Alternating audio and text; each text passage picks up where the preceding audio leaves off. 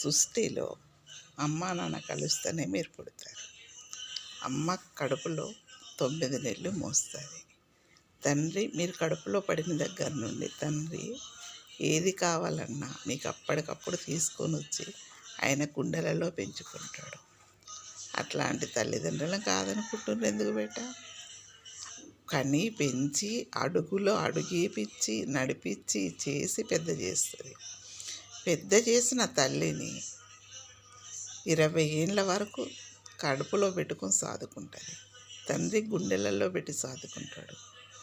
ఆ తల్లి పెళ్ళి కాగానే నువ్వెవరో మీ ఇంటికాడ ఉంటావమ్మా, నేను మా ఇంటికాడ ఉంటానమ్మా అంటారు. ఎందుకు?